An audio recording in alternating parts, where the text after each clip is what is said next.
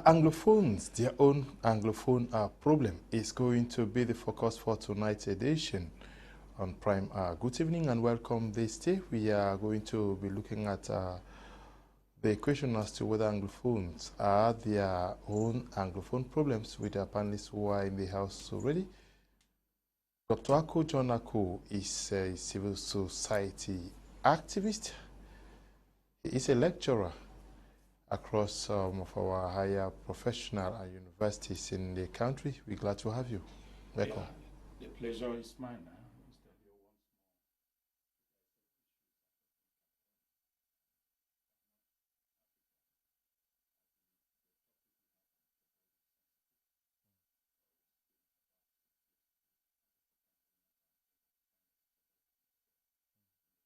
Regions of the Northwest and the Southwest. Okay, we also in the company of Mr. Mayor Ernest Ebui. He is also a member of the civil society. Good evening, welcome. Mr. Leo, it's a pleasure sharing this platform with you and with my co-panelists, Dr. Ako and others out there. You know, as Dr. Ako has rightly said, it is a very sensitive issue, and we are trying our best to see that we pass the right information that is needed out there onto our own brothers. Okay, we are also in the company of Tamai Jarvis. He's sitting in for Professor Mac Anthony, who is not here for some other reasons. Good evening. Welcome. Good evening, Mr. Kum. Good evening to the Bishop of Boya, His Lordship Michael Baby.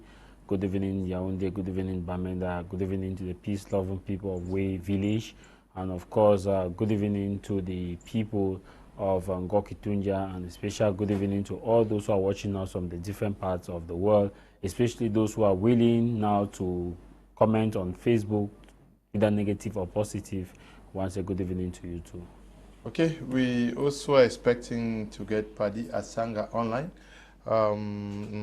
Some technical issues, actually, we cannot get to him, but we're going to be having Paddy Asanga. Do we understand, Doctor, that Anglophones are their own problem?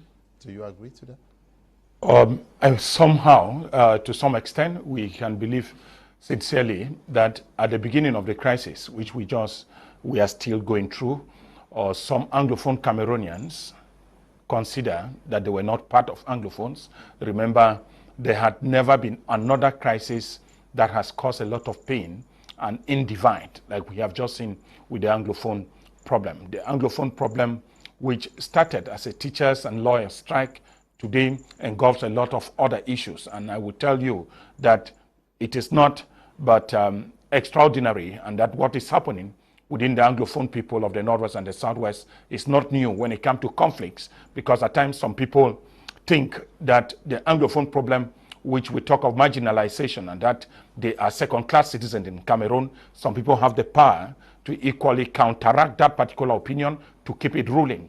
Something which has equally been disturbing is that a lot of many Anglophone Cameroonians have been looking at this as an opportunity for them to step into more bigger political positions. And I will tell you that a lot of those who even refused that there was no Anglophone problems have been appointed already, and others who thought that there was a problem, some were instead arrested and sent to jail. And this has equally deepened the divide between those who stand for the problem and those who say there is no problem. Others are telling us now that the problems have been resolved, and again still, you still find a lot of people receiving favor from the government because they are standing for that there is no problem. Others who are now preaching what we call the fallout of the measure national dialogue, those who think that it is time for them to accept what the national dialogue brought to Southern Cameroonians, and what Southern Cameroonians are still thinking that they have quiet already. You can equally see that a lot of even those who were sometimes considered as journalists today have become actors and propaganda agents to preach the welfare, the goodness, in fact, the raison d'etre under which the national dialogue was conducted, and that the problems have been resolved completely. If really the problems have been resolved, then we think there is a need for peace in the Northwest and the Southwest region. A lot of other opinions still believe that what was handled and that what was settled at the level of the national dialogue had little or nothing to do with the root causes of the English Anglophone problem in the Northwest and the Southwest region.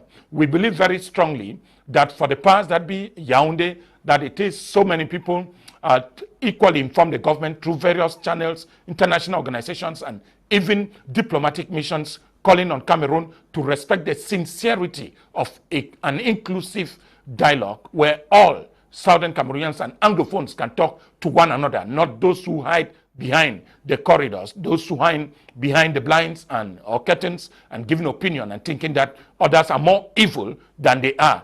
Some have been given the opportunity to represent Cameroon in other international fora to give an idea that Cameroon has been doing very great. Yeah, but we are looking for, do you think there is an Anglophone problem within Anglophones? Definitely, Mr. Kuma, there is an Anglophone problem within Anglophones. I happen to be traveling across the Northwest and the Southwest regions, and the opinion that I get from different divisions and even across the regions is not something that the Northwest, the Southwest, or the different divisions of the Northwest or the Southwest are in unison as far as this Anglophone problem is concerned. Okay. There is already a divide between the North and Southwesterners, even when you get into the Northwest, among the divisions. Moving from Donga Mountain through Bui, Ngokotunja, you already see that there is a divide. The people are not in unison. Somebody from Donga Mountain cannot peacefully travel across Bui division without being suspected of being an accomplice to the government. And somebody from Bamenda cannot successfully move down to Menchum without getting harassed along the way. So this is already a proof that there is already a problem brewing among the Anglophones themselves, without considering the one that is already between the Northwest and the Southwest. We have been seeing across social media xenophobic utterances that are attacking others, and just that, we have also seen that even among Anglophones, those who were privileged or who were lucky enough to have tried their best to go to position of authority in the government are now tagged as those who have eaten sardine and their brains have been oiled with sardine oil, and this makes them targets when they move across these regions. So we already see that among Anglophones, there is already this bad air, and it is not healthy. And now we are losing sight of the real problems that we were trying to address, and now there is an infighting among Anglophone, and that is very, very unhealthy. Okay, your take on what's happening? This is not new, especially within the context of the armed conflict.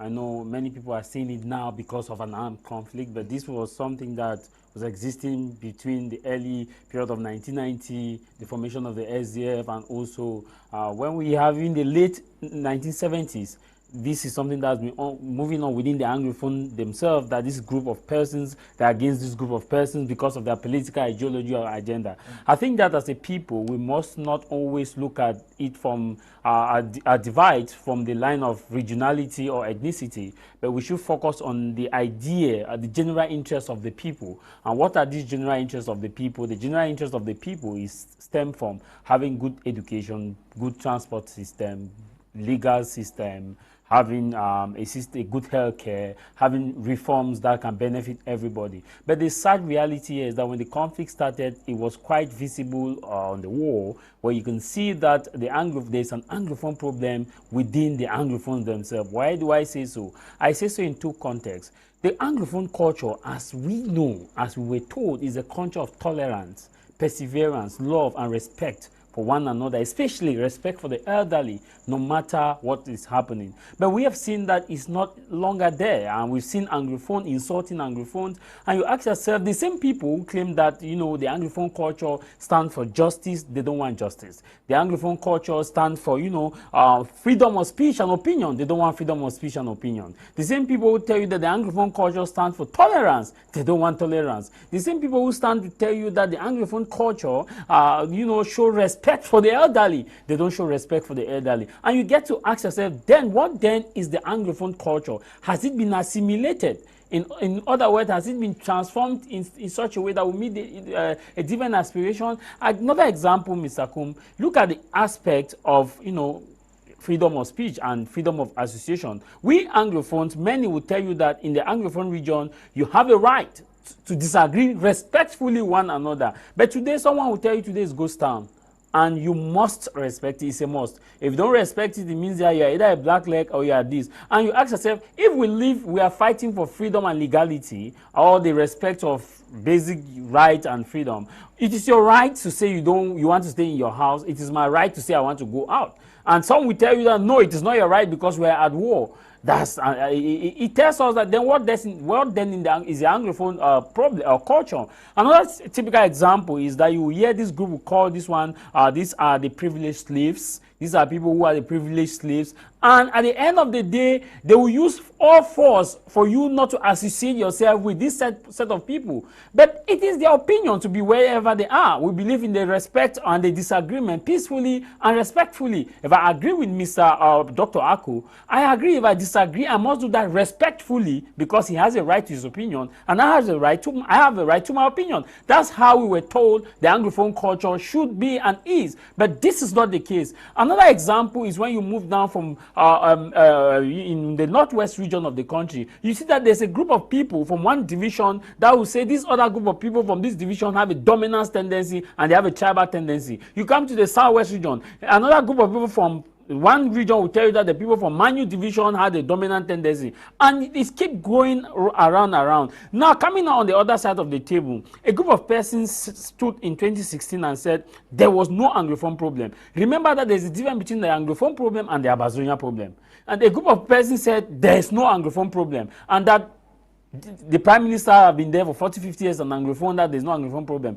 And this same group of persons now, after the head of state came in 2017 and said, yes, there is an Anglophone problem, were now appointed to go and solve a problem that they said was not existing in 2017. And luckily enough, some of them were appointed ministers. And these same persons who rejected that there is no Anglophone problem had their own supporters. Their supporters inundated the social media, tagged others black leg, because we are black leg at both sides. If you are not agreeing with this man, you are black leg at the government. If you are agreeing with this man, you are black leg at this side. So we live in the tendency where black legism has now become the order of the day. And now my view here on why I think there's an Anglophone problem within an Anglophone is that you can never disagree with an Anglophone now, especially on social media, without insult. You hear insult and how you have collected money, but that is not how the Anglophone are or is. So to me, Mr. Kum, I believe that we must look beyond just our personal interests and go globally and look at what benefits the general community. Would you agree with some persons who think that this disagreement amongst Anglophones actually worked in favor of the dissolution of the federal structure, where some persons spent time blackmailing others against others to President Ahmadu Ahidjo? Yeah, it's not like creating Anglophones against Anglophones, but one thing which is certain, which we are supposed to know, is that since 1961, the politics of divide within the Anglophones was institutionalized. Institutionalized in the sense that somewhere J.N. Foncha thought he had the population behind him and he was somebody from the savannah or the grassland, and another person again was thought of coming from the forest land, and so who will be against the other. They use it as a political game plan to have their popularity. Foncha was from the savannah. He cannot align with somebody from the forest zone, and it went well until Foncha won the elections. What became again very instrumental now is that whether the Anglophones were for or against the federation, the characters of Ahidjo and what was taken to Fumban. In fact, while at Fumban, the French government has been behind President Ahmadu Ahidjo, on the other side, the British has left Southern Cameroonians to themselves to make decisions by themselves. You find the Ndele and Foncha's delegation just on themselves. And remember, the conflict before even getting to Fumban, there had been that in-house policies between Ndele and Foncha on who becomes who and who plays the politics. But then Foncha was victorious in 1959 election, and so he was standing as a premier for Southern Cameroon. Today, what we have as the Anglophone infighting problem is a state instrumentalized policy of divide and rule to see that Southern Cameroonians will never come to be a unique voice. Remember, It even went to an extent when we talk of the All Anglophone Conference that was intended to be organized by its Lordship, Monseigneur, or and I call Christian Cardinal Tumi. I will tell you that there were no other group of people who fought hard that the All Anglophone Conference should not hold, except Anglophone themselves. Remember the mayor of the municipality of Buea telling Cameroonians to their face that never will there be an All Anglophone Conference in Buea. And remember, Buea is historic. After that, what has become of the Northwesterners and the Southwesterners? We are all in so many social media platforms. You realize that it is just still another group of people that had sometimes even been paid to speak for the name of Southwesterners and others to defend the interests of the Northwesterners. It is an institutionalized issue, and no matter what we do, this particular aspect of divide and rule will never cease. It is a state policy to control the mind of Southern Cameroonians and make sure that they don't come into a single platform. Together we stand, divided we fall. There is a reason that if Southern Cameroonians for 1 minute can forget about their personal ego or what is dividing them and think of what is uniting them, the force will be more than what any other person can stand. We can see that even at the level of the diaspora. A lot of people still being manipulated, but somewhere you still realize that a few that think that there's a real problem stands for the problem. Others are still being used to launder themselves for more political ends, others for financial benefits. A lot of that. So we cannot impugn the issue of the dissolution of the federal system of government to the aspect that Anglophone Cameroonians are not united. It is a state policy to see that Southern Cameroonians should never be one. Yeah, but when you say it's a state policy, are you saying that the state is influencing the divide between Sako and Ayuktabe and Ayabacho and the rest? Is it the state and Kapu Daniel?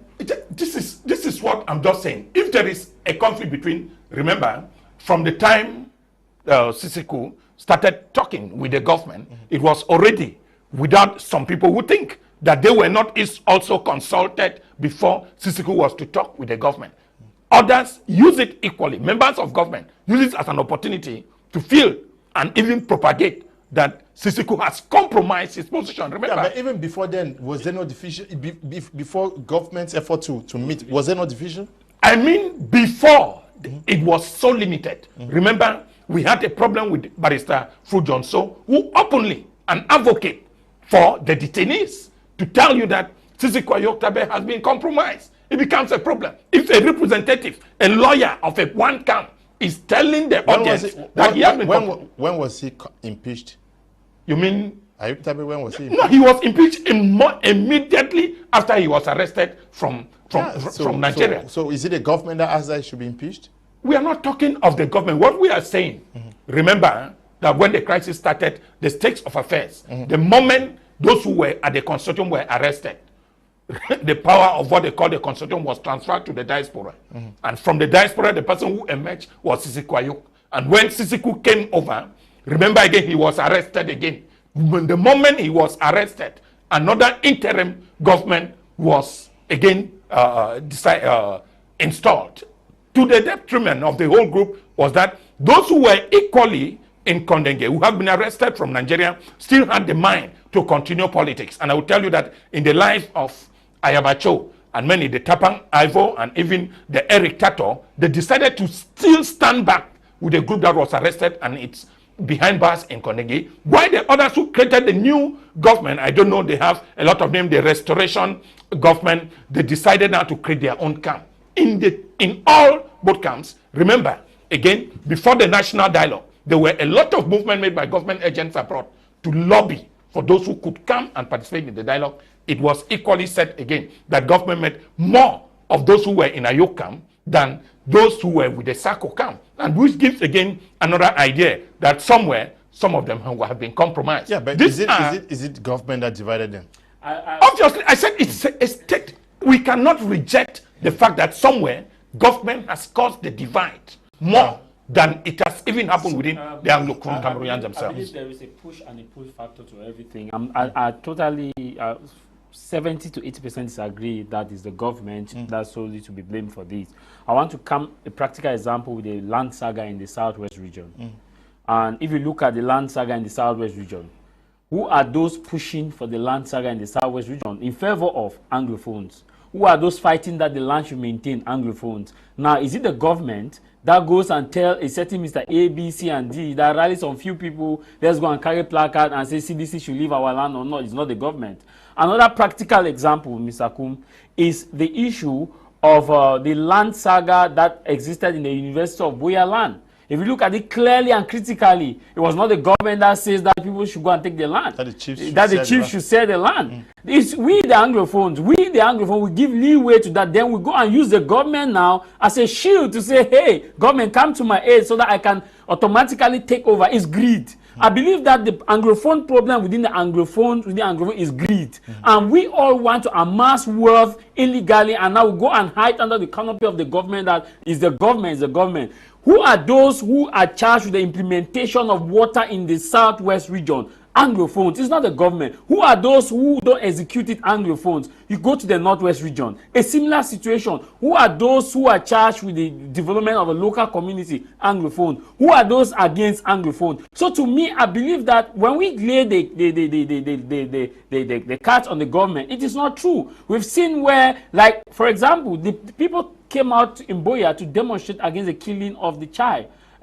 Anglophones came out effectively as one voice. Now, when it comes to other issues which, you know, economic interests are there, you start seeing Cam A, Cam B, Cam C, and Cam D. So to me, I believe that Dr. Aku, the Anglophones themselves have surrounded themselves with much greed in such a way that they feel that the only way to survive economically is by playing low, by, you know, selling out people and giving out names and associating that is a government. Those who embezzle money within our regions are Anglophones. Those who say there's no Anglophone problem are Anglophones. Those who say an Anglophone problem, they are Anglophones. Another example, when the Grand Measure National Dialogue was to be called, there was consultative talks that Anglophones were sent to go and meet their people. We all know that most of the talks that took place, some people said federation. But Anglophones themselves took the book and when I met the Prime Minister, I said decentralization. Who instigated that they should write decentralization? Is Anglophones. So Anglophones are the one killing themselves. Why? Because they feel that they will have a certain position at a certain table. So to me, it's not the government. We are using the government as a shield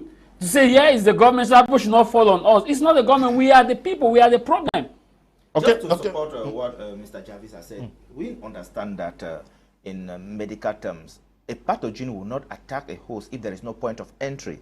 The government is only exploiting our tendency to betray one another just for private interest, personal interest, to enter the Anglophones and exploit their weaknesses to establish its policies. So it is not like the government is telling them that do this. They are doing it and the government is only riding on it. It is like a wave. The government is sitting on the wave, which is like your habit. You have adopted that habit of constantly being against your brother. Like Jarvis was saying, we were told that the culture of Anglophone is tolerance. We have become so intolerant, so much such that we don't even know the difference between leadership and following. There is no following in the Anglophone community today. Where you see a bit of following, you see a bit of order, you see a bit of development. Where there is no following, all what reigns there is chaos. So you see that if government understand that these people don't want a following, what will government do? Government has to exploit that you don't want a following and they are going to impose someone on you that is going to break you apart and the policy of government will pass. So what I want to support is that the Anglophones are actually their own problem. If we could understand the difference between a leadership position and a followership position, we will now be able to have confidence in those who have taken up the responsibility in representing us in different spheres of life. It is not just for the fact that you have just that belief. It is a belief without any tangible proof that somebody has been compromised, that you have to quit behind that person and form another camp. Already the process that was in progress is already altered and you keep marking time on the same spot and nothing is being done. So that is the problem. That is the problem. Here Paddy Asanga is there. Let's look for example the All Anglophone Conference that was proposed by the late Christian Cardinal Tumi. Did he get the endorsement from Anglophones?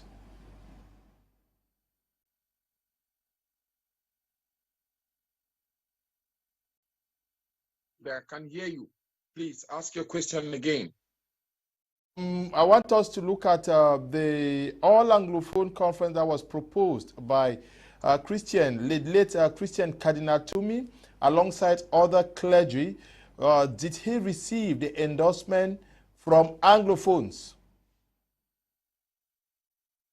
Mr. Leo, I want to thank you and congratulate your media platform for the good job that you have been doing to conscientize our people and to get the real facts. And your subject of today, it's very, very touching, saying that Anglophones are their own problem.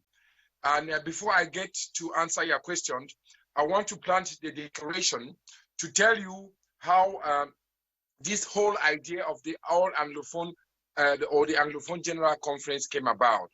You know, when the crisis started, as early as December, 9th of December 2009 and 2016, Mr. Ayapol Abini, whom I don't like because he's flip-flopping position, came out with the idea of an AAC3, that is All Anglophone Conference 3.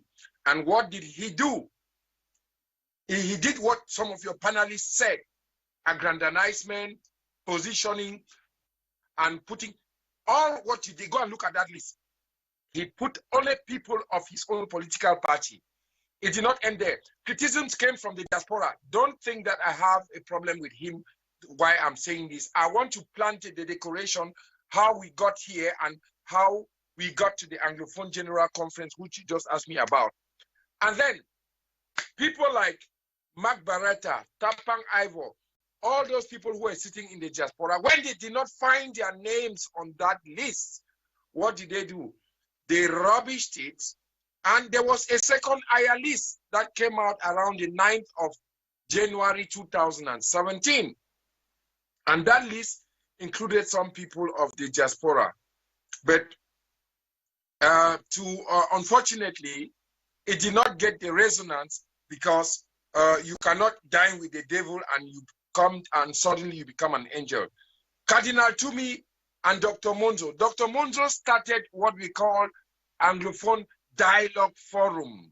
That's how the All Anglophone General Conference came about, where he went around Cameroon, English Cameroon, contacted the chiefs, met the funds, met all parliamentarians of both parties.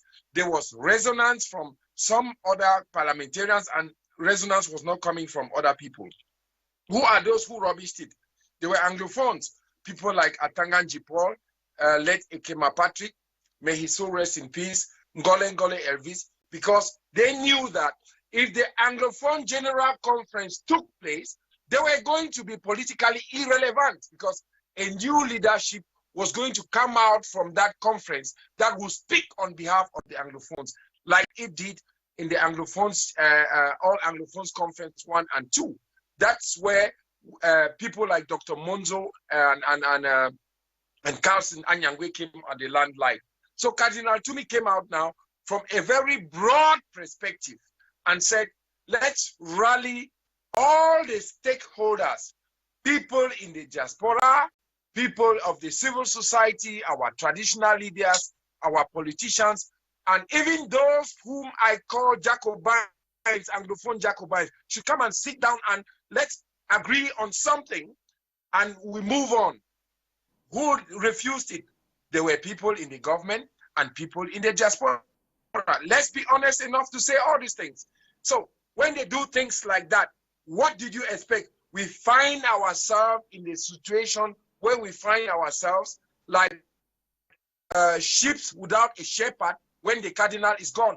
It is very, very painful for me to hear people talking now about the cardinal when he's already gone, whereas those are the people who were against an All Anglophone General Conference, which was going to be organized by our traditional leaders, religious leaders, be it from the Muslim denomination, from the politicians, to sit down and then we come out, because most of us in the diaspora, we don't have any credibility. I myself, I don't have any credibility because nobody gave me the mandate.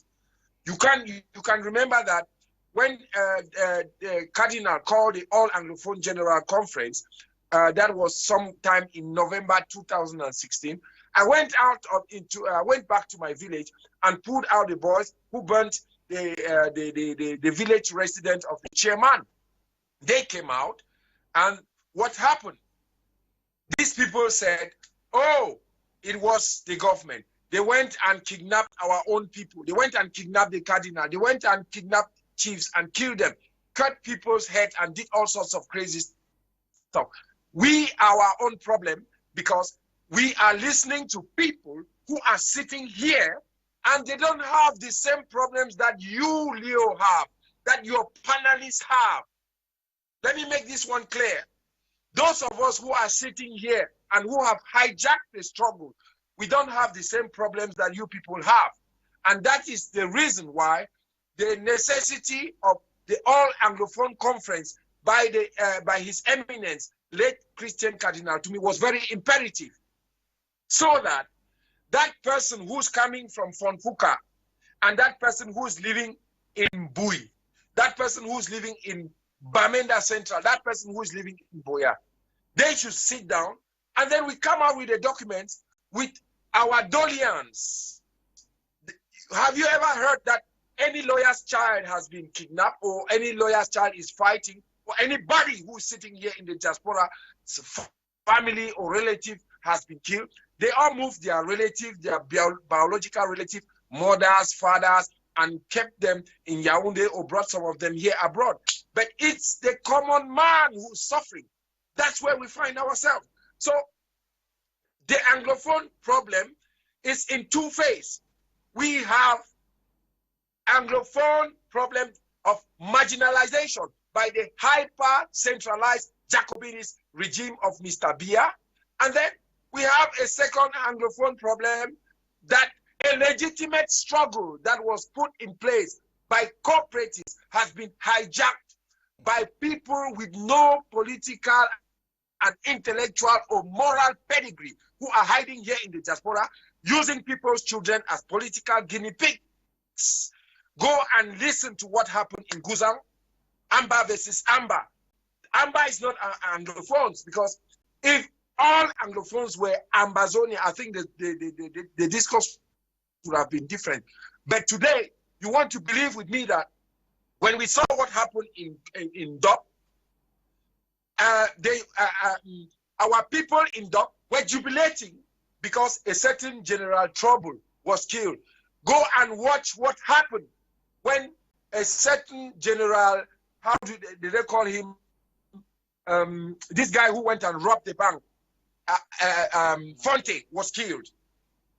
So when you look at those images, you understand that our people have been contained by fear. And when you listen to the rhetoric coming from political scavengers who are sitting here in the diaspora, you understand that it is all about trade. Go and listen to their spokesperson. I don't want to call their names here to give them. I'll be coming back to you. So. Yeah, we'll be coming back to you. Yes, but the All Anglophone Conference has requested for, proposed for by His Eminence the later Christian Cardinal to me, was not endorsed by Anglophones themselves. But we've had the collapse of the political system that operated before the 1972 abolition of the federal structure within West Cameroon. In 1966, you know what happened. It is the Anglophones themselves who accepted to dissolve their parties. Anglophones have never accepted to dissolve their parties. Okay. I will tell you that in a very sincere and direct manner. Okay, they were forced to. They were forced to annul the multipartism system which they inherited from Nigeria and which was instituted during the mandate. I would tell you that the English practice, were a lot of students in southern Cameroon who went to schooling in Nigeria, learned a lot of politics. And I will tell you that people like Ndele came in from Nigeria with a lot of multipartism oriented mindset. It was even surprising that in 1966, Ayijo took upon himself to bring the party back, the state back into a unique party system. The disagreement of the federal institutions that we have met. The agreement at the Fumban conference was that both parties will maintain their political institutions. And what happened again later in 1972, it gives us an idea that the French had an agenda. Yeah, but then that has what I'm saying that it wasn't Southern Cameroonians divide that created the forum for the collapse of the federal system. They agreed to it. Why did they not resist it? They did, others did. That is the reason why Estimuna was replaced Foncha, because Foncha was not okay for it, but Estimuna presented. That makes us now. Yeah, what we are saying, which we need to understand, is that it was a state of politics, and in a state of politics, some people have stomach problems which were above the general interest and think the issues of their stomach and their needs. No, what we are saying. They come back to the grid that he talked about. That is what I said. At times, it is a government instrument. Once it is institutionalized, it becomes something else. You are paid for doing what you are doing. You are not doing that because you needed to do so. And I will tell you, if you watch the last interview of Foncha, somehow in 1987, you will believe with me that he repented a lot and regretted what happened, and even what even took him to the same United Republic of Cameroon. We knew what happened in 1984. Why even the name that was in the United Republic in 1972 was again denounced in 1984 by a mere presidential decree. A lot of that happened. I said without the Anglophones, it was forbidden by Article 47 of the Federal Constitution to change and denominate the order of the state. Those things were clear. But Aijo knew very well that if the two houses were to be united, to stand separate, that the Southern Cameroonian House of Assembly should vote a motion, while the French Cameroon or East Cameroon should sit on a motion. It will not work. Aijo had to unite these two houses in Congress. And imagine bringing a Congress of parliamentarians in Yaoundé. It is very normal that more of the representatives were of the Eastern Cameroon, and the motion had to win, and that is just what happened. You cannot call for a motion on the 14th of May 1972, and the federal form was changed 6 days later. It was more than an Anglophone divide. It was a state agenda. That is what I would say.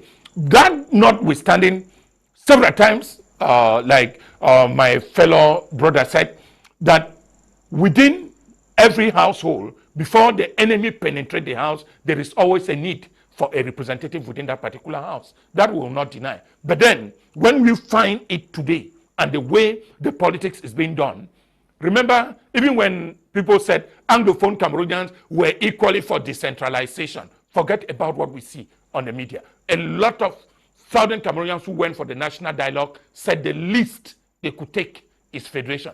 But what happened?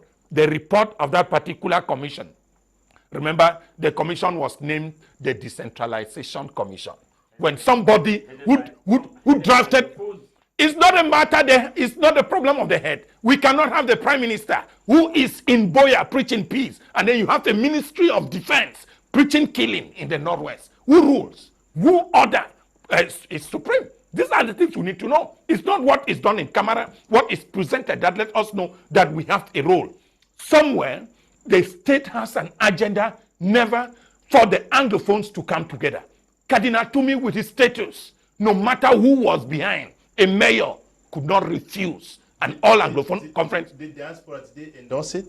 Yeah, some people were in. We must not. You say some. Yeah, it is normal that we can never have 100% opinion. There is no situation in the world. Whatever politics we were to make, even now, that do you want to, you will always have people against. But majority of Southern Cameroonians were for eminence Christian Cardinal Tumi.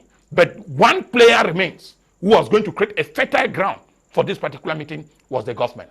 His application to the deal of Boya to grant him the permission to host has never been granted up to today until his death. So the government still remains the major player in the divide and rule policy of the people in the Northwest and the Southwest. Mr. Kum, I want us to go down memory lane. You talked about 1972. It is important for the viewers and historians, if they're watching us, they will agree with me that it was an Anglophone that talked Aijo out of federation to unity state. Anglophone talked Aijo to dissolving the parties. Anglophones, and we had two Anglophones that talked Aijo into narrowly leaving the federal system to move into a centralized system of government. Maybe Dr. Akuhmbom may not agree with me, but historians will tell you that there was a meeting between Ahijo and top Anglophone elite at the time. That's why you see we had major shake-up, cabinet shake-up during that period where some were replaced, some came back, and so at the same time, even when we went to the 1984, when the change of name, Anglophones themselves headed and told the president, this is how we can narrowly escape this, this is how we can narrowly escape this. Let's not put the blame that the government looks for vulnerability. The government is like virus. A virus only comes when there's a vulnerability. When you are vulnerable, you should not blame anybody for not doing this. Christian Kazinatumi looked for talked about the All Anglophone Conference. Let's be honest, you have asked a question, and I'm shocked that people are not able to put the card on the table. How many of government ministers endorsed it? Anglophone ministers endorsed it. How many? Question mark. The diaspora. How many of the diaspora openly came out and said, yes, we endorsed it? Instead, we had a lot, about 80% of them. Christian Kazinatumi has been bought. He's doing that on behalf of the government. He's a surrogate of the government. Don't listen to him. And that is what was everywhere. And you come now, keeping aside that, let's come to civil society. Even members of the civil society, they were divided. That no, I feel maybe he may have been bought, maybe, the way our Anglophone conference is going. Come now to the political structure, Anglophone top politicians. None of them could openly identify with Christian Kazinatumi motion for the All Anglophone Conference. None could openly identify. Very few, if we had. Now, if you look at those who could even manage to, even the top Anglophone women who are crying today that one piece, one piece, one piece, none of them could even join their voice to Christian Kazinatumi. And you are telling me that it's not a government. If government ministers on themselves, on their bench, could not join these Anglophone government ministers, and we still get the same ministers who tell us that we'll go to Bamenda and say, let us follow the words of Christian Kazinatumi. We could not listen to him when he was alive. Today he's dead. You are telling us to follow his footsteps. At the end of the day, no, you did. I'm just saying, I'm using the we as a figurative speech, that we who are of the, let's say, of authority, we could not follow him, we could not identify to him when he called for the All Anglophone Conference. We could not support his vision. And we go to Bamenda and say, okay, Christian Kazinatumi, let us emulate his footsteps. And we could not endorse him when he was alive. I think we are playing double standard. Another issue comes to the level of kidnappings and killings. You will see the selective condemnation. When it occurs that deals with a certain group of people, just few will come and condemn. When it comes to these others, just few will come and condemn. There's selective condemnation. You will rarely see an open condemnation of killing, whether a kidnappings, killing, and any other form of injustice in the Northwest and Southwest since this conflict started. This man will say, no, it happened because these people were either a black leg, and so maybe nothing can just happen. Maybe an investigation must have occurred. These Amber boys went and did it based on investigation. They work with Mexicans. Sometimes their Mexicans give them the right way to think. And you come as your government, you say no, maybe the soldiers had been informed, and even come to the press corps. Top newspapers, Anglophone newspapers, some are segregated also. This one will carry headline like non-Jan indigens. Attack this, this, attack this. I ask him, so you see the divide is everywhere. To me as a people, let us go back to the core value. What are the interests? The interests of an Anglophone. That interest is to have total political and economic sustainability that can meet up with the demands of the people. And what is that? When you talk about sustainability, remember that, Mr. Leo, autonomy is not independent. There's a difference between autonomy and independence. The federal system gave autonomy. It did not give independence. And a certain level of autonomy is what Anglophones were crying for. If we look at the consultative talk during the major national dialogue, Dr. Ako will agree with me that top Anglophones elites gathered in the different structures. They talked about federation at the individual level. After they left the Prime Minister office, one-on-one interview with the press, the team came and presented, the people agreed decentralization. The people agreed decentralization. Why are they saying so? Because of greed. Because you want you want an interest. Anglophones came out as one voice. GC bot was created, and that was the time we saw unity. We saw the power of unity, and we have seen the power of unity whenever multipartyism came into place, we saw the power of unity. People died regardless of their ethnicity, where they come from, whether northwest or southwest, and that people bought the idea of multi-party politics. And now, in the era of this period, people don't want to buy it because this man will come and tell you, hey, you know, these people, if they gain this thing, will have this. Mr. Ario, before let me conclude on this by saying that, yes, we will always have problems among one another. Brothers from the same womb will always have disagreement, but when it comes to general family interests, they keep aside their personal egoism and personal greed, and they push the family name forward. That is what we expect of Anglophones to do. Okay, good evening, Mr. Kum. Do you know the SDF has never won an elections in the Southwest because it is considered a Graphi party? Instead, the SDF has been winning in the Northwest region. Pa Bente, writing there, the SDF has won severally in Kumba. They have been winning. Yes, they won in Moyoka. They recently they have been winning in Tiko. So the information may not be too true. Now this one says, good evening, Mr. Leo. Please tell Dr. Ako that in 1971 I took a letter written by some Anglophones to denounce the federal system because they said remuneration of civil servants of West Cameroon and that of East Cameroon, amongst other issues, were supposed to be harmonized. Thanks. Itia is writing there from whom. This one says, good evening, I'm Odile, writing from Bomen. The Anglophones are the cause of their problems because does not ahead to solve the problem, are not ready to solve it because of greed. They have seen this crisis as their line of business and they are really making a lot of money from it. Mr. Ernest Ebui, we are looking at the fact that Anglophones, we're talking about marginalization. Okay, we're going to take a short break. I'm told we have to take a break. We are going to continue right after.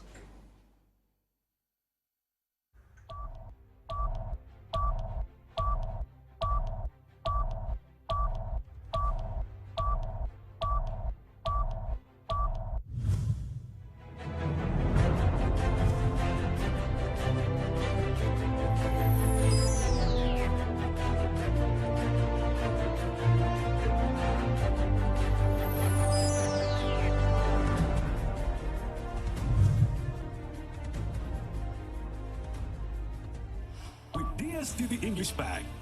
Your subscription enters a new dimension. It's so nice. It's so nice. Movies, series, novellas, emotions are more deeper in English language. That part is a little dramatic. Enjoy La Liga from the front row and the Premier League in immersion. On Nickelodeon, English is just superpower absolute. For the surprise, please go now. With E and One Magic in original version. Reality TV becomes real TV. And on African News and Discovery, News and Discovery shines worldwide. Host new programs with a DSTV English Pack option of Color Plus and its 15 premium channels. Accessible as from 5,000 friends. Take advantage now.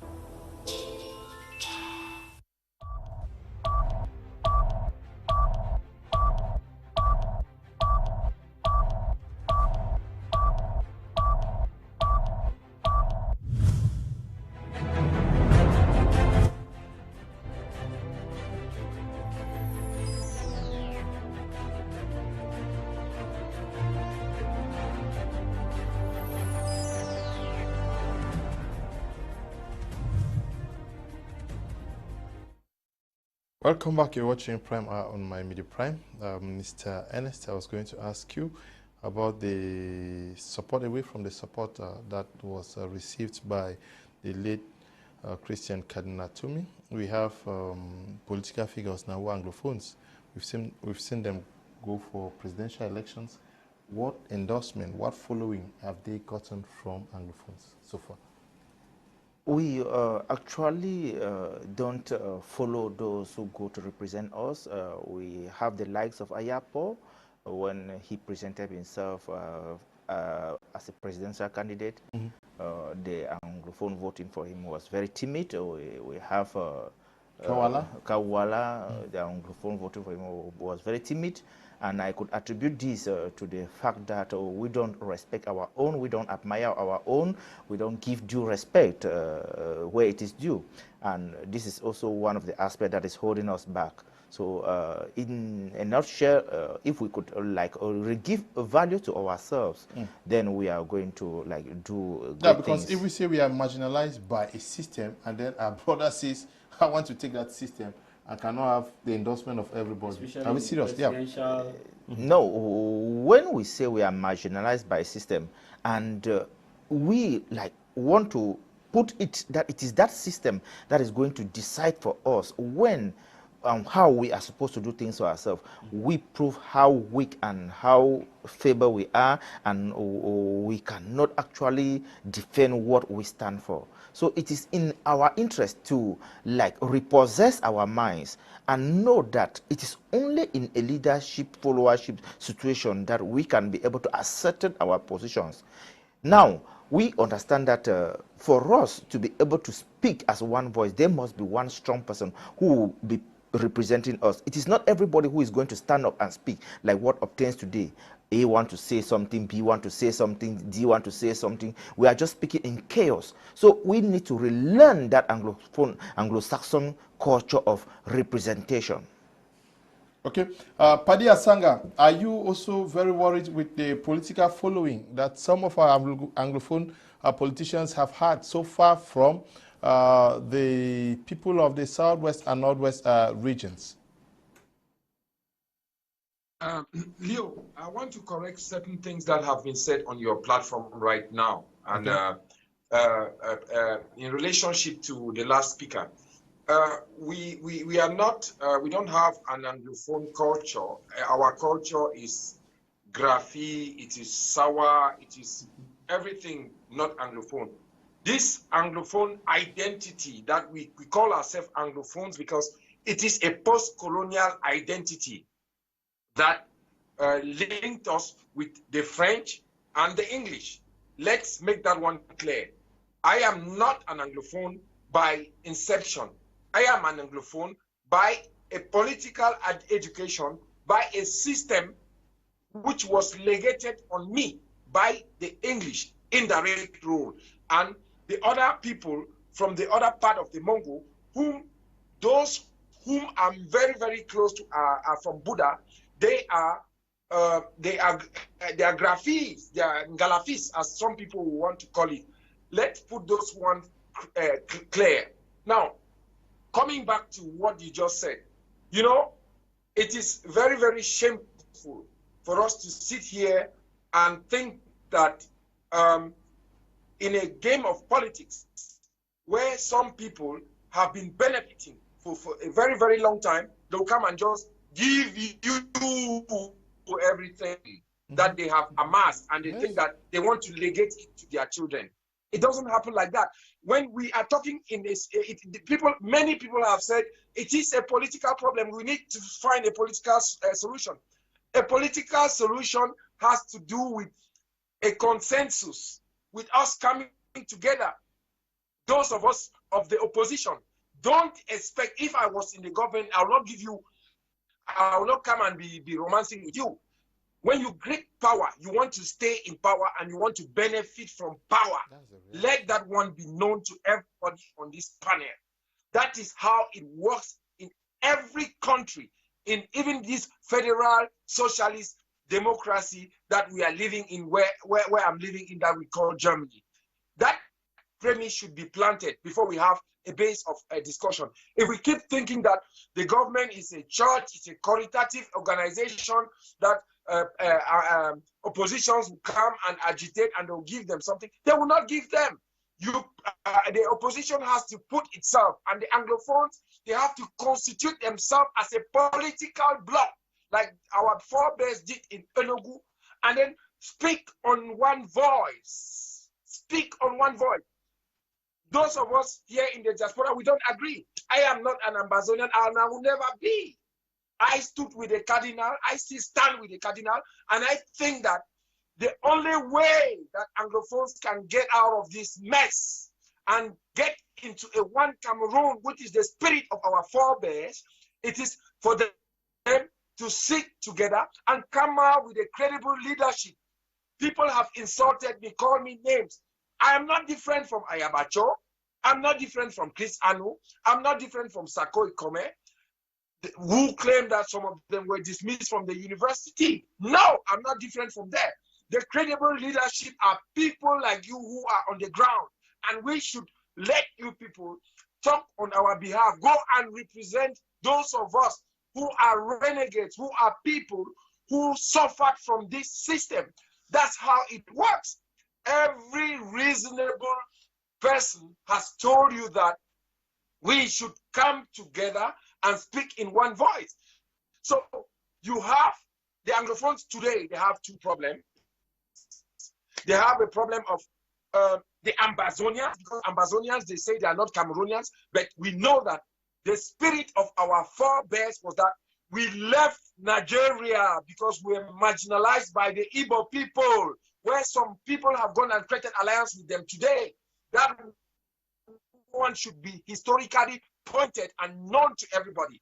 Those are the things that we should be talking about here, and not come here and aggrandize, lie to people, because we are mirroring visual fonts that people come and call World Draft, My Trip to Boya. And when you listen to these people with their filthy rhetoric, the way they slander themselves, I think that our forebears, Fonchas, the Munas, the Endeles, they did a great job. Our generation is a disgrace to the memory of those people, because they managed to put themselves together, work, and came back from the Enugu house, converged to Boya, and said, okay, we want to be part of Cameroon in a federal system. That is the premise. That is intellectually honest. That is historically verifiable. And when you go to the archives of what we call today the decolonization committee, that doesn't exist anymore, because people are talking about we are being colonized. No, that committee doesn't exist anymore. You will see what the Nigerian government at the time were pleading for, and what Foncha and all our Ahijo went and pled for. And part of Cameroon is an integral part of Nigeria. That one should also be noted. So we should stop lying to our people, thinking that we are going to sacrifice people's and use them as political guinea pigs for political gains. It doesn't work like that. Don't cut me. You bring me very rare on your platform, and when you bring me, please let me talk. Let me edify our people and tell them the truth, what we are facing here in the diaspora.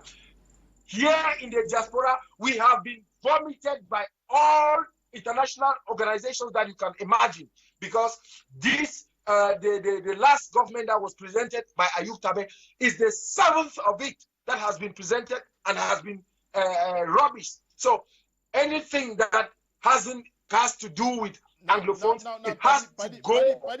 Paddy, let me just cue you. Let me cue you. Paddy, let me cue you, please, but you are going to be brief. I'm talking about political representation. We have seen the likes of Kawala represent, wanting to go in for the position of President of the Republic. We've seen the likes of Joshua Osi and Ayapo Labine. Have they received the endorsement from Anglophones in general to say that, okay, we also want our brother to take power. Let us together go get it. Listen, Leo, all those people that you mentioned, they were not only voted by Francophones, they were voted by Anglophones also. Anglophones have voted Mr. Biya.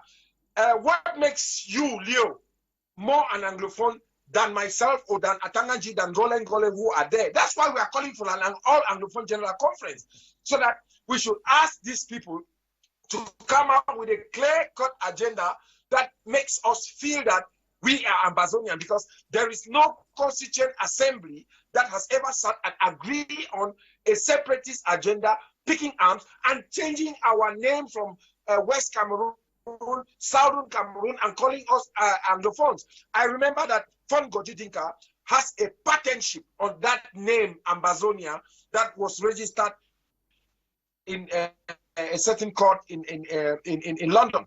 And when we look at things from this premise, you will want to understand that the dynamic of a one Cameroon was created in 1992, and not only Anglophones voted for Frundi to be president. It was not a political movement. It was not an initiative of a political party. It was a union of change, and that after the referendum that we voted to leave Nigeria, the second referendum that we have had in Cameroon was the referendum of 1992, where all Cameroonians voted for Frundi with a political program telling us that we have to separate from France, that France was our colonizer, that France manipulated everything, that Britain has handed us over to France, and we have to create our own identity, and that's where we find ourselves today. This filthy rhetoric, oh, Bamileke should go, oh, Betty Bulu, oh, Sardina, Tontina, those are all political maneuvers to divide us more. It has played in this way, it has played very, very well in the cards of the Jacobin binds, Anglophones and Francophones who are sitting in Yaoundé. We should be honest enough to say these things and let our people know that, Mr. Leo, we must come together and then we find out a credible leadership, because there is no mandate for those people who call themselves Ambazonian. Some have died. Some are in prison. Some have been in prison in America. Some are in prison in Cameroon. Some are lying in their grave. Some are in prison in Nigeria. So nobody who's picking the gun has the mandate. They are people, those who have not dropped their guns, they are people who were break out of prisons and put out of the streets. Okay. And you hear the instructions that are given to them. Go kill this person. Go kill this person. They kill their own in Bui. They kill their own in Buzang. They kill their own in Mato. Kill priests and collect a ransom. What are you talking about, Leo? Let's be honest. Okay. We getting back to you. We Paddy Asanga. Now let me take this message before I get to you. G. Lucas says, good evening, sir. The Anglophone is his problem. It is no news that a central government takes advantage of a divided people to rule them. As my recommendation, let the divided minds put the people of the Northwest and Southwest in center of their minds, bearing in mind that things would not go back to the way we lived in the 60s. Let's take into consideration the differences of the people while proposing things that harmonize people. Look, G. Lucas is writing from Yaoundé. Good evening to you. Good evening, Mr. Liu, and to your panelists in the studio. I would like to tell our brothers who said it was an Anglophone who told Aidjo to change from the federal to the unitary system of government. I want to say no. Aidjo was acting on the instructions of France when oil was discovered in Diane in 1966. Okay, Foncha was replaced by A.N. Joa because he opposed Aidjo's idea of one-party system in 1972. Muna supported unitary system of government because of, okay. Good evening. Once again, Mr. Liu, I want to ask Paddy Asanga a question. How did the picking of arms come about? Go with your, okay. Emmanuel is writing from Yaoundé. Good evening, Mr. Liu. Please, now, we are looking at the MPs, representatives of the people from the Northwest and Southwest regions, and how are they helping to aptly carry the voice of the people? Yeah, when you look at the, in fact, remember, before the parliamentary elections, we equally diagnosed whether really there were primaries in these two regions. Okay. A lot of people who represents the people in the Northwest and the Southwest were nominated and appointed from Yaoundé. And that, which means they are serving the interests of the Yaoundé regime, and which everybody can verify that. A lot of them presently lives in glass houses in Yaoundé, then stand or represents them when sessions are open. That is where the beginning of the problem is.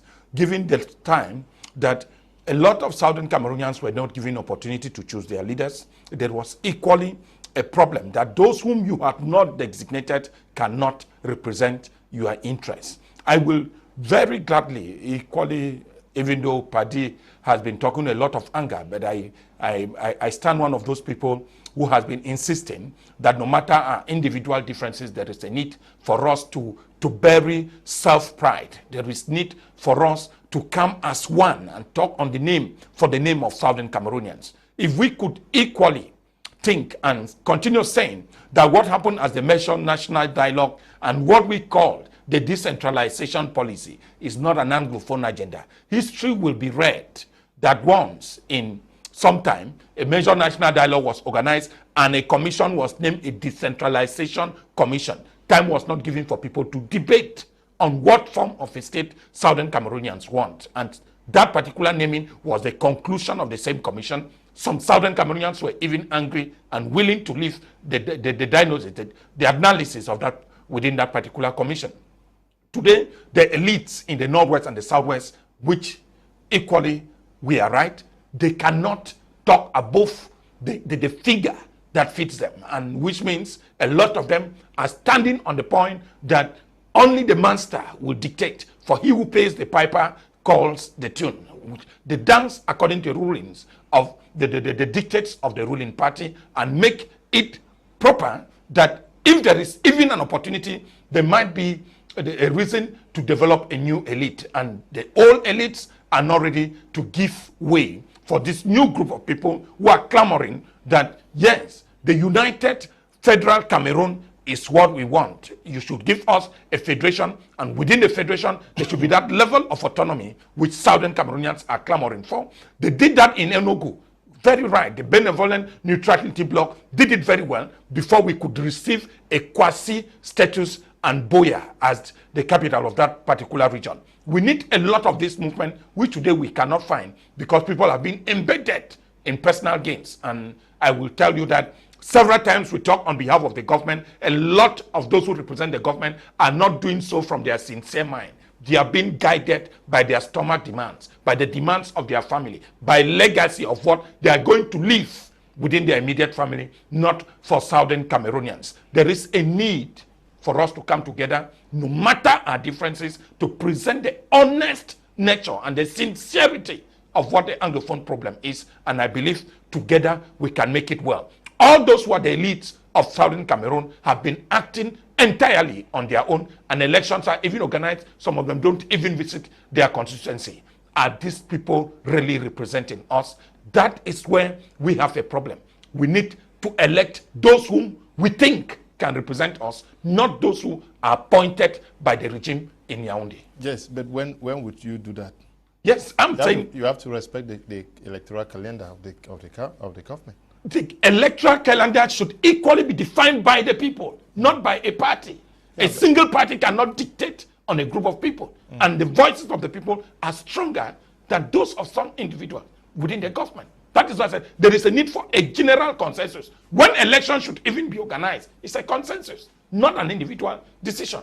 So we need to see if the atmosphere permits us equally. If we could participate, people participated in the major national dialogue, others could not come. Yeah, but the environment was not equally conducive. Dr. Aku, irrespective of the fact that you claim that some people were appointed, I don't know who was appointed. A lot. Irrespective of the fact that, yeah, some of them went, I saw some elections that took place. I don't know who appointed them.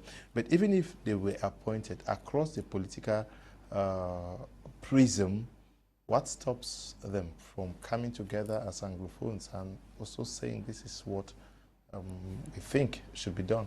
Yeah, that is what we talk about. Raising the issue. Everybody needs to sell his image individually. And people wanted to be seen in Yaoundé as those who are doing the best.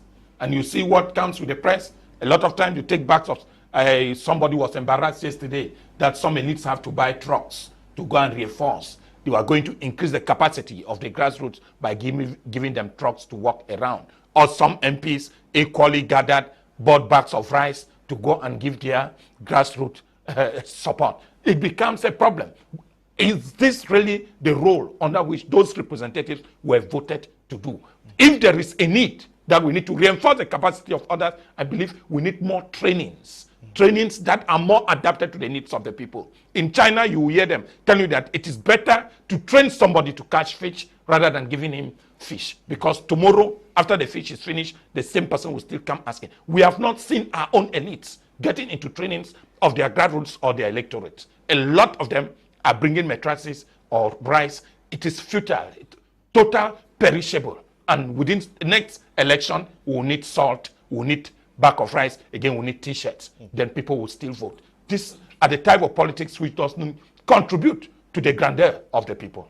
Okay, but within the context of this crisis, Mr. Ernest, we saw the kidnap of the chair lady for PC, I'm sure PC in Tamilung, though she was released yesterday, but we've seen many persons, Anglophones, receiving very difficult treatment from Anglophones themselves. It is really a sad situation, Mr. Leo, because it beats my imagination that the war should be financed by draining dry those you claim to fight for. Because when you look at the way these kidnappings have been done, you will notice that they have not spared anybody who is eligible for to pay a huge sum to them. So it is really pathetic, because it creates this atmosphere of distrust in whatever domain you think you are fighting for. We are going to distrust you. And if truly you were to defend the interests of the people, I don't think you use the same people as betting to attain your objective. It is really disheartening, and I don't know if those concerned are listening to me. They really need to have a re-education on what representation is all about, on what fighting for a people is all about, on what leading a people is all about, so that they can actually understand. Because Mr. Leo, if you go down now to the Anglophone regions and you try to gather and that is a sincere opinion about the separatist fighters and their relationship with the population, it is total a disunited relationship. What is keeping the population now still in Abe in their presence is just the use of threat and the use of force. And it is obvious that the union that was made in the beginning to say we are defending our interests has been broken down, and now we have only a situation of intimidation, a situation of threat, and that is why you still have people following them. And now going back to the point where Dr. Jonako said that we have people who have been appointed to represent. This goes back to my point that the government will always exploit the weaknesses that exist between us to see that, because one, you cannot elect somebody that you don't respect, and then two, even you elect that person, you are not going to sit back and wait for that person to do everything for you. You are going to take initiative while you wait for the support of that person. So it is still in our own responsibility to take up the to be responsible in our things, though in a greater part, those we elect to represent in the greater scale are responsible in putting in place the measures that are going to create the environment where our activities are going to fruitful. Let me remind you that the government is majorly a taxing body. It doesn't create the opportunities, but it waits when you start producing income. It taxes you to run its activity. So you are on your own to decide to envisage and to think of what to create, so that the government will come back to tax you. That is one of the things that we have to understand. Travis, the CDC, PAMO, we decry the departure of structures like WADA, the marketing and the CDC today is going, PAMOL is going. Are those not things that Anglophone should seek to protect? That's why I'm telling you that again, there is an Anglophone problem in the Anglophone problem. If you look at when CDC was at its peak, it was thanks to former Prime Minister Peter Mafani Mosonge, who came in and brought lots of reforms, and the workers could be You know, they could boast of having a scheme where they could take money to build their houses, to buy their plot. That's why when they say a payday is coming, you move around the camps. It's like Christmas and New Year, and you move around these cities. But today is different ball game because of, you know, political factions upon factions upon factions. Only within the northwest region in Mezam, you have a faction in support of Mr. A and a faction in support of Mr. B, and both factions are fighting each other desperately. Come to the issue of the southwest region. You see, there's a camp of A in Fako, there's a camp of B in Fako. This is playing a lot in CDC because this camp is stating that if you are with these people, I will not support you. And this camp is saying that if you are with these people, I will not support you. It is sad to see that we are looking at and watching how our structures that pride us as the bread-breeding basket of West Africa and part of, you know, the bread-breeding basket of Central Africa is dying, while we are there looking at it and playing politics. While other regions like in the east and other, they're developing plantations and going and praying that we die. And at the end of the day, we'll come and blame the president of the republic. It's sad. How many of these persons, Mr. Kum, have actually stood up like to say, no, let us form a commission or an all CDC crisis meeting as elite, top elite, and look at what can be done to salvage, to help the situation?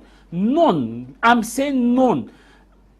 You saw it was only Professor Dorothy Lunganjoma that came out openly with the issue of land saga and sent out a communique, a press release denouncing the aspect of land grabbing, and which is still in CDC. Remind you that, to tell you that this issue of CDC dying, and some of them, their hands are there because they want to sell the plot. They want to sell the parcels of land. They are fighting that CDC should die so they can have, you know, hectares upon hectares upon hectares to sell and have their money. There is, look at the lands that were ceded, that CDC gave to the population. Go and do an investigation. Majority of these lands were sold by some elite who came there, fought for it, and the lands were given. And now they don't want CDC to survive because they are looking at the lands. Lands are all finished. Now it's only the CDC lands that are there that, you know, are quick cash. So let us allow CDC to die so that we can sell this land. It still go back to egoism. I believe that we are the problem of this nation. We Anglophones are the problem to ourselves. Because if CDC, that is how many, look at the number of, apart of the state, CDC is the second major employer in the country, but now it's dying. If you go to Moya, majority of those who used to work in the CDC plantation are all in the quarters. They don't have anything to do because the banana plantation that was in Muliko is no longer there. The Musaka that was functioning because of the crisis is no longer there. The one at Mamu that was functioning is no longer there. The Ekona palm farm is no longer active because of the conflict, and all of them now have moved now to Moya now, struggling to see how they can cope, manage their normal life. Very few elites are even struggling to ask, where are all these people who were working in all these plantations? Where are they? How are they coping? No news, nothing to nothing. And you see that the only function is either let us support party A, Camp A and Camp B. Wada died, nobody is saying anything. Even at the Gamation National Dialogue, when they were talking about the revamping or reconstructing, nobody was talking about power camp, Wada and the rest, and marketing board. They were just focused on political structures. And it posed me a question: what do we really want as Anglophones in this nation? Do we want a person-to-person issue? It takes me to a concept I developed last year, which is known as personalism. Personalism is a concept I developed, which I say is an aspect where you put in the picture that you are fighting for general interest we see, but whereas in need you are fighting for your personal good. And that is what is occurring in Anglophone. The Anglophone community will have a concept of personalism, where people want to show you that we are fighting together, but which is their personal interest. Nobody has come out effectively, or we were expecting to see a consortium of Anglophone elites, top elites, to talk about CDC crisis. No meeting has been called to say, okay, meeting of top government, meeting of not even former ministers. Yeah, but none. If the elites themselves are not concerned about the welfare or, yes, the survival of the CDC, those who are fighting from out of the country, they themselves are Anglophone. Why can they not consider the need for the survival of CDC? Because should CDC actually die out alongside Pamol, it's not going to be overnight that you just revamp it. The thing is clear. Is again, when you see, they are instead fighting that workers should not work in the plantation. Workers should not go. We saw images that came up from Pamol where some people were caught and said, When I don't leave this side, we can destroy our struggle for the work for the plantation and the rest and the rest. And you see that we claim that we are fighting to restore what was there. What was there? CDC was there. Why don't we protect this CDC and say, okay, when we have our independence, this can be the major side of, you know, producing and sustaining the economy while we are struggling to cope with other side. No, we are bringing it down. How are we going to start? We are not looking at sustainability. One of the things that we Cameroonians don't go for is sustainability. We are just quick in starting projects. We don't ask ourselves, in the next 5 years, what sustain this project? If they were thinking about sustainability, CDC would be their priority. Both sides, the government elite and the non-state armed groups, if they were thinking about sustainability, CDC would be a no-go area. Because regardless of the export, it produces local food to the people around, banana, oil, and the rest. We used to get it, but it's no longer there. Even at the level of the parliamentarian, Mr. Kum, a bit before you take the mic, look at the level of the parliamentarian. All the Anglophone elites, very few have talked about this issue of Anglophone problem. They keep telling you that, you know, there's this, there's that. We have not had that commotion of Anglophone parliamentarians say, okay, and we know that Anglophone problem is different from Ambazonian problem. Let us talk about Anglophone problem. None. Okay. Good evening, Mr. Leo and crew. It's always nice following your program. Some of your panelists speak from both sides of their mouth. Paddy is writing from Bamenda. Paddy, any insultive message is not going to be read. I will not insult anybody. If you write any message that is insultive, I will not read it. Good evening, Mr. Leo. It's Humphrey from Bamenda. This crisis is intention issue. So no solution can come from government of Cameroon, okay? Okay, maybe you think that the international community should come in. Good evening to you all, Dr. Akuhmbom. Thank you for saying the truth. Mr. Liu, I'm enjoying the program. Keep on. CY is writing from Limbe. Good evening to you, CY. Yes, I stand to say Anglophones are their own problems because majority have taken the struggle for their own advantage. They are not fighting for the people, instead for themselves, okay?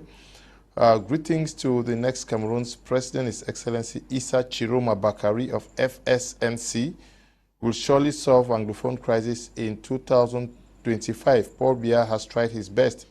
Kambi promised militants of FSNC in the Northwest region, okay? Good evening to you, great guy. On the development and unemployment is a cause of the crisis, and central system can't solve these problems. Federation is the best government in the world. Let's test by voting. National conference is to educate everyone to know what is good for the good of all Cameroonians, okay? Not the CPDM alone. So Charles is writing from Bamenda. I'm Musa from Kutaba. Dr. Akuhmbom, we need peace, okay? Good evening to you, Mr. Musa. Good evening, Mr. Leo. Is Callistus from Mutengene. Okay? Callistus, good evening. We are looking at the situation. Don't we think that there are some structures, there are some areas that need to be preserved in the Northwest and Southwest region, because seemingly there seems to be no concern for anything? Is it because it's a state of war?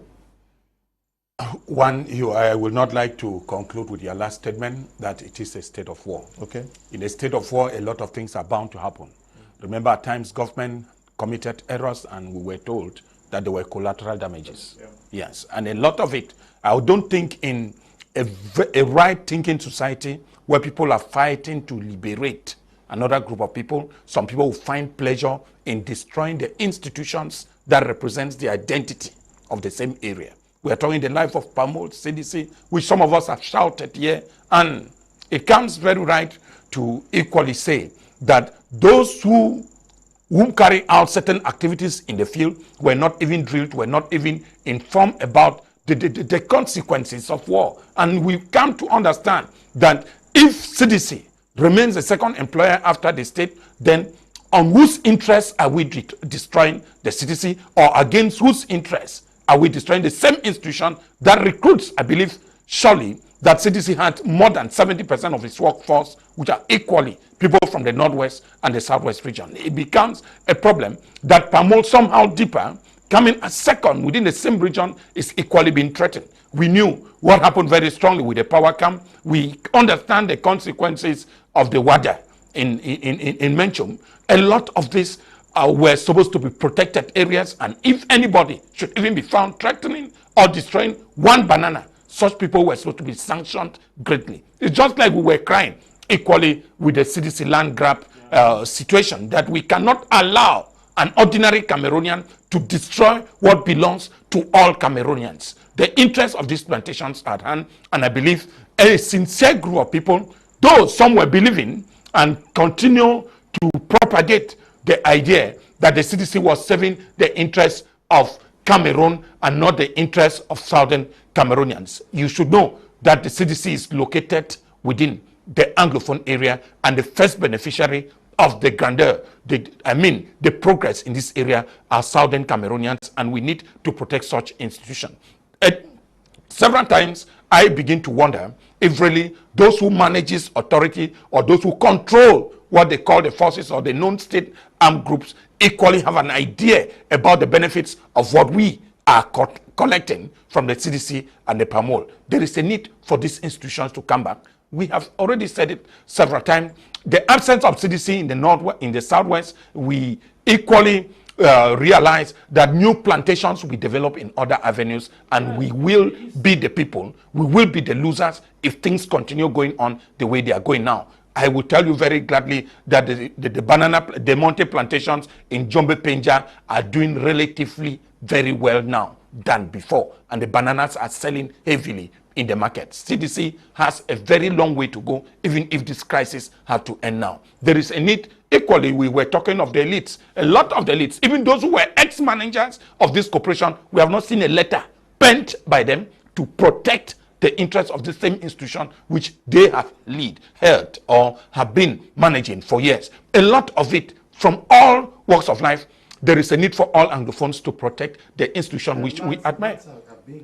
Exactly. By Anglophones themselves. By Anglophones themselves. I'm telling you that if you go deep into it, like my Jivit was saying, those who are even behind some of the letters and the placards being brandished in front of TV cameras are even being sponsored by some of the elites. So because they need this land to continue making money, others to keep it for their generations to come. There is a need for Southern Cameroonians to have the same benefit wherever they are. And nobody has a right over a state corporation. CDC and PAMOL need to survive, and Cameroon need to survive. Okay. I will get back to you, Paddy Asanga. But before I get to Paddy Asanga, can we understand why there's so much division, even amongst Anglophones? You hardly, you insist that. Yes, I have insisted that the government manipulation. It's government manipulation. There is a state manipulation in all divisions of Anglophones' life. And I insist, if this is a lie, we need to see a minister that would honestly tell the government that there is a problem and we need to resolve the problem. We are not here for division. Several times we have said why the people clamor for federation. Federation has never been division. More successful governments, if you take them throughout the world, are federated government. So why are we afraid? No Anglophone minister has really even told the government that federation is what the people need. None. One has ever supported such a move. There is a need for a common Anglophone front which government will equally listen. Imagine a letter coming from ministers of Anglophone descent or parliamentarians or senators from Anglophone descent to say enough is enough. There is need for us to accept federation rather than decentralization. Let's give federation a chance after decentralization has failed for over the last 25 years. Okay, Paddy Asanga, can we also say that one of the problems that is serving as an Anglophone problem within Anglophones has to do with there's so much division amongst Anglophones? How do we understand this? Yes, Mr. Leo, you know, when I come on your platform is very respectable, and when people are speaking, I take notes. And you know my own culture of my political education, but I want to put my political casket behind me and talk about one Cameroon, like my brother Akuhmbom and all your panelists who are here, because nobody has the mandate to speak on our behalf. If we are talking as people with no mandates, then give me that authority to call myself whatever I want to call myself, and I want to call myself the archives, that person who keeps the archives from Abakwa. Notwithstanding that, I understand that I have a political identity with my brothers and sisters from the Southwest region. That's the only thing that unites us together. Let that one be the premise of our discussion as Anglophone in this Cameroon configuration. So when I have said that, somebody asked me the question to find out how did we get there to pick up arms. I want to tell you something very plain and clear here. As long as we have been living here in the diaspora, that idea of picking arms has always existed, and arms merchant and merchants of war have always existed within our community. In Germany, where I live today, where people come and say there is peace and everything, there are still people who think differently and they want to pick up arms. The difference with us is that we are fighting. We are fighting from a configuration that was legated on us by white boys. That's the difference, and it is a proxy war based on post-colonial identity. So when you ask me, there is more division amongst Anglophones or not, every government, every person who wins election, everybody who has the majority, everybody who has power will serve in dividing people to get the majority that is needed to govern. That's how politics works. Let's plan that dynamic before we start talking about this thing. And the problem that we have here is those of us who have dissonant voices, contrary to those who are in the government, to unite ourselves. You will not ask the government to unite us. No government will do that. No government will do that. It would be very stupid and pretentious for us to think that the Cameroon government will accept that and so on. If all of us Anglophones will say, okay, from the diaspora, the civil society, the opposition political parties, we came together and said, okay, enough is enough. We have to hold this government to task. We continue in the pacific way where everybody will come out together at a particular day to decry for 6 months without losing lives. We would have gotten somewhere. But you have people who are war merchants, and if somebody comes and sits on Facebook and is able to collect money, collect $24,000 for a car, for Fontaine's car, then other war merchants will come in and say, no, Fontaine doesn't need a car. Bala doesn't need this. This person doesn't need this. What we need is guns. And you know what will happen?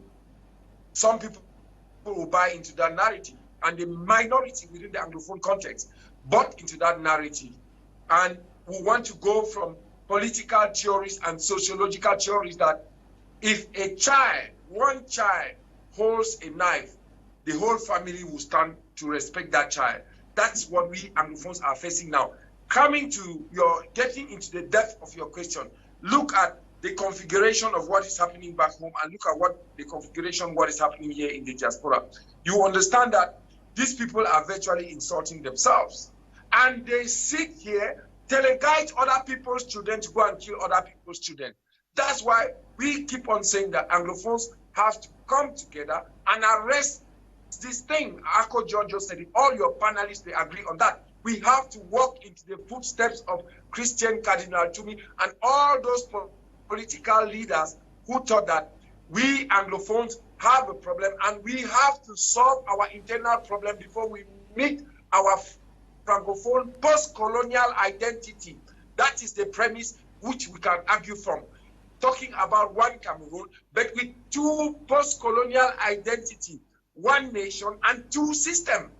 That is where we started from, and that's how our people left Nigeria and came and joined Cameroon. So when you're talking of dividing, the moment we Anglophones as a political entity, we don't agree, the people who are in power, the people who have been internationally recognized as government, composed of Anglophone and Anglophones, they will serve into that division and create confusion. Then those people who have vested personal interest, they will be doing what you are seeing going on Facebook right now. telling you that it is Sako who went and killed people in Kumba, telling you that Chris Ano and his brother, they killed chiefs in Libialem, telling you that they will never get independence because it is not YAVOC. That's where we find ourselves, Mr. Leo. Let's be honest. I'm happy that you have brought in people like Jarvis, like Dr. Ako, and so on and so forth. I hope that in the days to come, we'll sit with them and empower them. You people who are at the home front, you are the people who are supposed to be giving us directives, not receiving directives from us. Some of us who are not even Cameroonians, we are Americans, we are Germans, we are this and we are that, and so on and so forth. And then we want to talk about the internal politics of Cameroon, calling the United Nations that says that the territorial integrity, the sovereignty of nations constituted as they have it in their annals should be respected. What are we talking about? We are our own problem. Point blank, nonsense. Okay, thank you. This one says, good evening, dear panelists. I enjoy this topic the most if we see what is happening with CDCs because some people are benefiting more. Okay, okay, anything insultive, please. I won't read it. I will not read anything. Just send me a message responsibly and I'll read them out. Mark said he's writing from Amanda. This one says, good evening, sir. I really appreciate the work you are doing. I stand for one and indivisible Cameroon. God bless you, sir. Okay, thank you to His Royal Majesty Moja, who is watching us. We hope you are doing well at the Boassa Palace. We hope everybody in Boassa is doing well. Good evening to you all in the studio. I'm Moliwe, writing from Limbe. You people keep talking about the resources of the Southwest CDC and Pamul. What about the Northwest? Don't they have their own resources? Okay. Good evening, Mr. Liu and panelists. I wish to appreciate you for your great job. The President of the Republic of Cameroon have done a great job for the Anglophones to have real peace, because to initiate peace, you must instigate war. So expect real peace sooner or later. Valley is writing from Limbe. Don't get what you're saying there. Hello, Mr. Leo. This is Brandon from Finland. Those who are talking of all Anglophone conferences dead on arrival, there has been AAC1, AAC2, and so on. Even AAC10 will never, who is going to implement the outcome. Good evening to you. Since October 2016, protests and strikes related to sectoral demands have escalated into crisis over the economic and political marginalization of Cameroon's Anglophone minority. Chair Nyson writing, just to appreciate the efforts you people are doing. Good evening to you.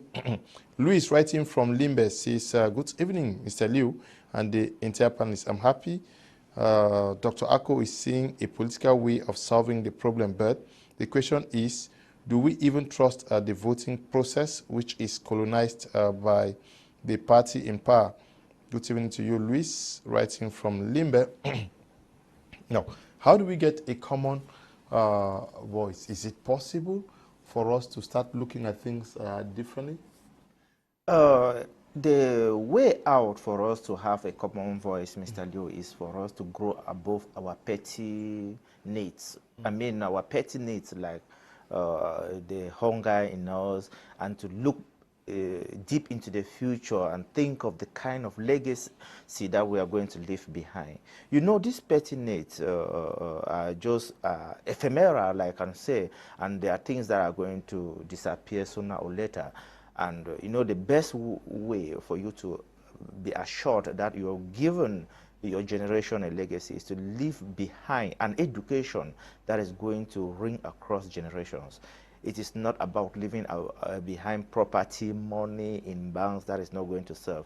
If you have wayward children and you have money in banks, you have companies, I guarantee you that those things are going to just get lost overnight. So we need to grow above our petty needs so that we can have a common voice. That is the only thing that is preventing us from coming together. Our petty needs, our stomach that we are struggling to feed. You think so too?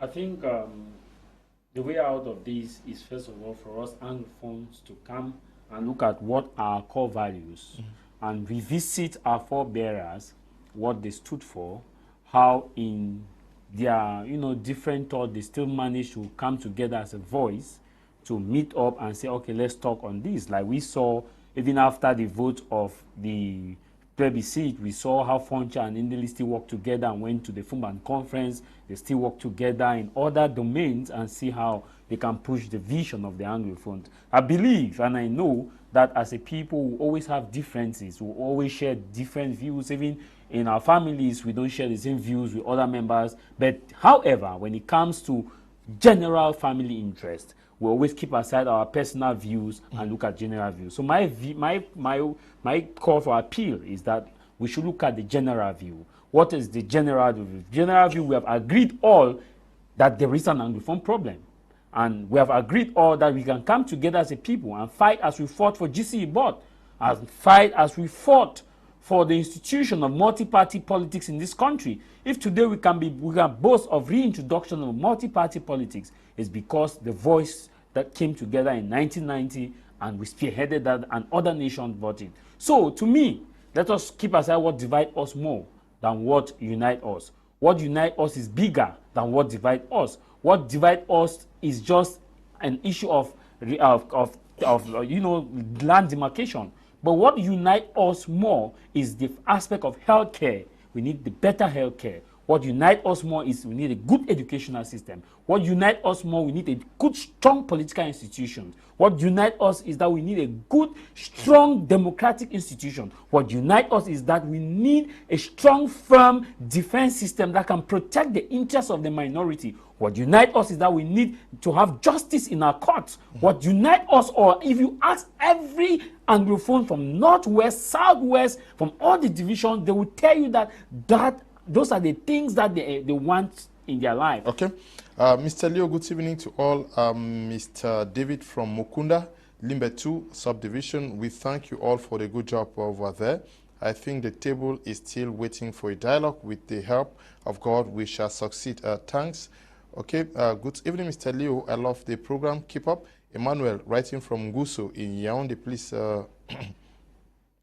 Dirty will kill us here in Yaoundé. Can it be your next topic tomorrow? Thanks, and wish you all a blessed evening. Emmanuel, okay, from Guso. Yes, certainly something needs to be done to see how we can solve the Anglophone problem within Anglophones. Yeah, one of the things some of us I begin to think is that the elites should not think they are not Anglophones. Okay. That those who have been given the mandate to talk on behalf of Anglophones should equally know that the party they represent is a party for all Cameroonians, and Anglophone Cameroonians are part of Cameroon. They shouldn't always feel that when they talk for Anglophones, that will make them not to be Cameroonians. There is a need for what we call the Anglophone solidarity movement.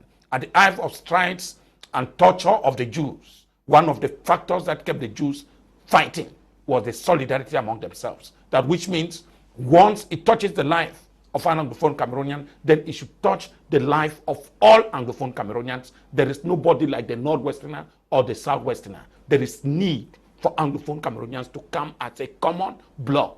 And this can be more meaningful if the elites should see this and even walk over it. To those who are equally in the diaspora, several times, I believe we need to keep our personal ego. People should sacrifice for a common good. I said within a home, it is not always and it's not every time that the father and the mother must always accept on an issue. But then the common good is for the family. The family must move ahead. We have that anger that we think others are more right and then others are wrong. We need to accept every opinion, and that anything that divides us should instead be the strength of us coming together. Okay. There is a need for us to create a common platform where Anglophone solidarity should be preached as a necessity. The common good of all Anglophone Cameroonians. Javi said it, from education, health, agriculture. We are peace-loving people, intelligent people with a good academic system. We are selling our own education on the other side of the Mongo. People now schooled here, and schools have been developed to the detriment of what we had maintained in the past. There is need for us to revive the Anglophone experience. Okay. Good evening, Mr. Liu, and the panel. Sincere All Anglophones Conference is the first step. because the simple truth is that there is lack of unity between the Anglophones. Wisdom is writing from Yaoundé. Good evening, dear panelists. We Anglophones is our problem because when we look even in our families, we post land and properties problems and even greed of taking care of our own children and abandon other members. We Anglophones are too greedy to ourselves. Eno is writing from Kumba. I always appreciate your programs, and Dr. Ako has made a good point. We sure need a movement. Special greetings to you, Jarvis, okay?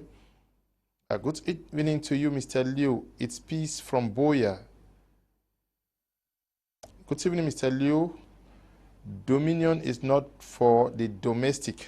Peace is writing from Yaoundé, okay? The guns have never solved any problem in any country, and it will not start in Cameroon. Only dialogue will solve this wahala. We are in Sankara Mandela from Limbe, okay? Good evening, Mr. Liu. You people are speaking well, but one problem is that nobody takes any step to set things right. Fonye Raymond is writing from Nigeria. Good evening to you, Raymond. Good evening, Mr. Liu and the panel. Okay, wisdom from Yaoundé. Good evening, Mr. Liu. I love the program. Keep up, Emmanuel. Okay, writing there. We have to. And one last word from you, Paddy Asanga. What should be the way forward?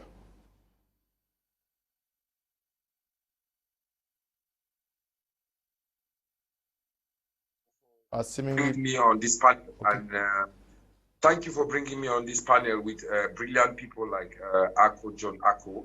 You know, one thing I want to make our people understand and your audience to understand is that we are not in the urgency of thinking in one direction, what some people will call in French urgence de la pensée unique. The way forward is that we should go back to the shoes of Christian Cardinal Toomey and his All Anglophone General Conference. The College of Conveners of the All Anglophone General Conference is still existing. And in that College of Conveners, I am one of them. The funds are people in them. The Imam of Bamenda and Boya, the religious leader are still there. We should look for ways to come in that one All Anglophone General Conference so that we should talk to ourselves, because Anglophones have hurt Anglophones. Anglophones have killed Anglophones. Even those minority who call themselves Ambazonians, go and listen to their rhetoric. It is not me, Paddy, who is talking. I'm living with them here in the diaspora. I've taken some to court, and some of them will be indicted for smuggling arms. So we have to decide amongst ourselves what would be, if we want to pardon them, and don't let the Jacobinist system, which is made up also of Anglophones and Francophones. We should not keep talking about Anglophone identity as if we would isolate. If we want to sit down, I would like to sit down and face somebody like Atanganji Paul and ask him questions, like Ngole, all those people who went and said there were no Anglophone problems and went and told lies. I would like to sit down with Philemon Yang. What actually happened and how did we get there? I would like to have those women whose children were killed in Bui by the military, by the Amber fighters, those 39, the relatives of the front in Libya. Those are the premise where we'll come and sit down now. We reconcile or we talk amongst ourselves. Then we move forward. But if we want to sit down and say, I am Ambazonian Defense Force and so on, I am Cameroonian military. I have my brother, General Tumenta, who died and left a battalion of Anglophones who were fighting to defend one Cameroon in the north. I still have my cousins and my relatives there. I have my people all over in the army. And these boys who are dying, they are being used as political guinea pigs. Each time one of them is killed, somebody sits in the diaspora, runs his mouth and tell them that, no, he was a criminal. But they are the same people who boasted that they went and break out prisons and brought them out just for them to be killed, and nobody takes care of them. So we should push forward for an all Anglophone sitting. I think most of your panelists, they agree on that. But you know, I also belong to that platform of One Cameroon. So I still believe in, okay, One Cameroon, that you actually succeeded to convince 900,000 voters to vote in part of Cameroonians as against 200,000 who decided to be Nigerians. And that is our DNA. That's the testament that we have at the United Nations. So we can serve on that. It is historically correct. It is intellectually honest, and we can bargain for that and have it. And we'll have Francophones who would support us in that initiative. Mr. Leo, I want to thank you very much and congratulate you people. I think in the days ahead, we'll be sitting together and brainstorming and empowering those of you. Like, leaders are back home. Leaders don't hide in the diaspora. They don't go and sit somewhere else and begin to say all those things that they are saying against each other, and what I'm reading from the comment section saying Paddy, Paddy. I don't really care. I have my children here. I've lived most of my life here. I can still decide to stay here, but I decided and I chose not to become a European. I've never taken any other nationality than the Cameroonian nationality, and that's the testament that was legated to me by my late uncle, by my grandfather, and I will protect it with everything that I have. So I want to congratulate you guys who are taking the hit. You guys are our leaders. Our leaders are those who are back in prison, and take the mantle. We should be listening to you, and please push forward so that Anglophones at the home front can sit together. If the diaspora don't agree, exclude us. Okay, thank you very much, Paddy Asanga. Good evening, Mr. Liu and guests in the house. Cameroon is Africa in miniature, one and indivisible. Ngwa Nwibong, writing from Boya. Good evening to you, Ngwa. Good evening, Mr. Liu. Can an Anglophone be a leader in this country? This is because there are vital posts that an Anglophone cannot hold in this country. Mr. Clifford, writing from Ebolova. That's going to be one of our topics, I'm sure, next week. Mr. Liu, when you bury your father out of your village, your children mean nothing to you. Good evening to you all. Kengon Pascal texting from Limbe. We are going to be ending here. Thank you for coming, Dr. Ako.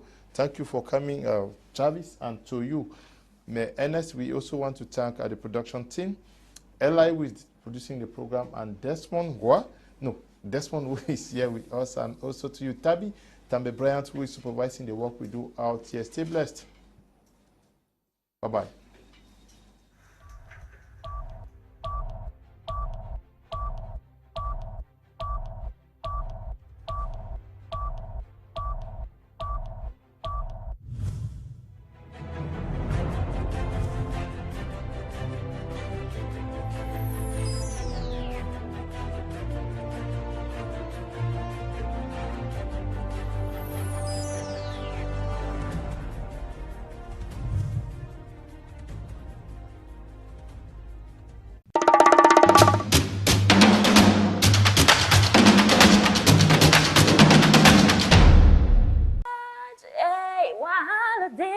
If I don't see a baby, oh.